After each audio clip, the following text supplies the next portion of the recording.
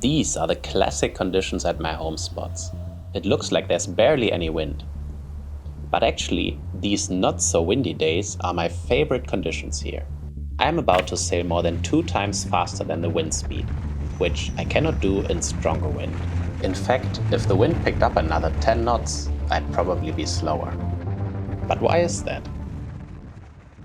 Most people would look at the forecast and think there's barely enough wind to get planing. But sailing in light wind is actually the most efficient way of windsurfing. Let me explain. So I'm out today on my biggest slalom equipment, the biggest board, the 85 wide, 140 liters, and an 8-4 sail.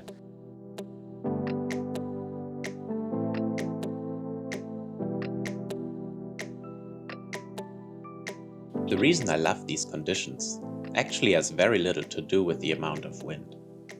It's all about what the wind doesn't create. When the wind gets stronger, the water gets rougher. Every piece of chop the board hits costs energy. The board lands, splashes down, and slows down.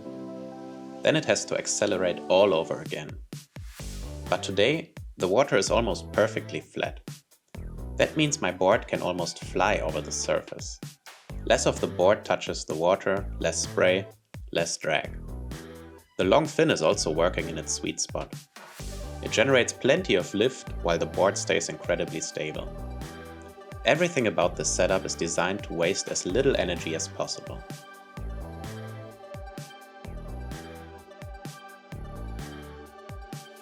Now here's the part that really surprised me when I first got into slalom. The wind today was around 12 knots of base wind with gusts of between 16 and 18 knots. Yet I was sailing around twice as fast as the wind. So modern slalom equipment is somehow taking 18 knots of wind and turning it into more than 33 knots of speed. But here's something strange. Let's compare that to one of the fastest places on Earth, Gluderits. To sail around 50 knots, I generally need around 50 knots of wind as well. Why is it that despite the flat water here in the channel, we can barely max out at 1x the wind speed? Why can't we just keep multiplying the wind speed forever? Why can't we sail 80 knots and 40 knots of wind? The answer is drag. Every extra knot of speed becomes dramatically more expensive than the previous one. Let's start with the air. As I accelerate, I'm pushing my body, the sail, the mast, and the boom through the air. The faster I go, the larger that aerodynamic drag becomes. And here's the important part.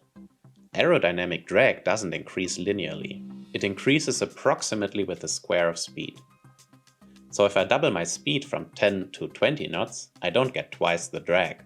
I get roughly 4 times the drag.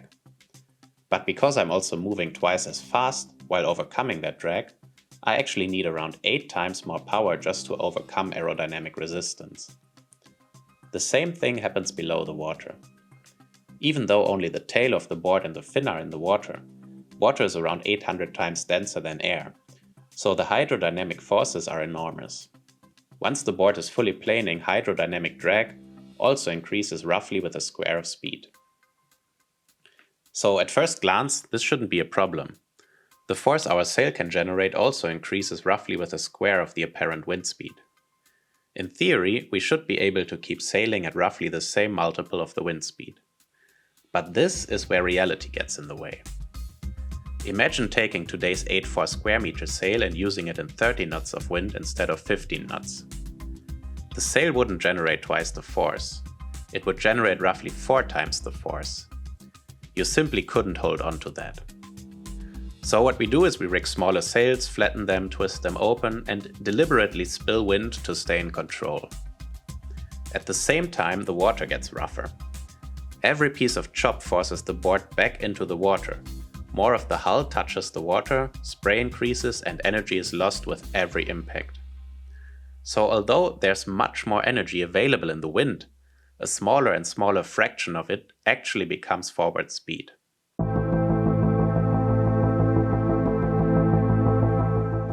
So if we're constantly fighting drag, how can I still sail more than twice as fast as the wind? The answer is that the sail isn't actually powered by the true wind. When I'm standing still, the sail only feels the true wind.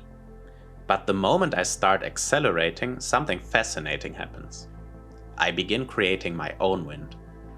It's exactly like riding a bike. Even on a windless day, you still feel wind in your face. That's not the weather. It's the wind you've created by moving. The faster I sail, the stronger this apparent wind becomes.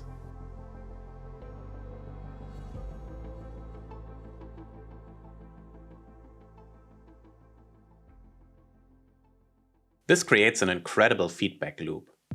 But that's only half the story. The faster the board goes, the less of it actually touches the water. As the board accelerates, it climbs higher onto the plane. More and more of the hull lifts clear of the water until eventually only the last part of the tail and the fin are really in contact with the surface. That massively reduces the hydrodynamic drag. So the faster I go, the sail becomes more efficient because of the increasing apparent wind, and at the same time the board becomes more efficient because less and less of it is dragging through the water. Those two effects reinforce each other. This is why modern slalom gear is so unbelievably efficient. The big board planes early, the long fin creates huge amounts of lift, the sail stays fully powered, and every extra knot of speed not only builds more apparent wind, it also allows the board to fly even freer over the water. This is the sweet spot. You're gaining more apparent wind while simultaneously reducing hydrodynamic drag.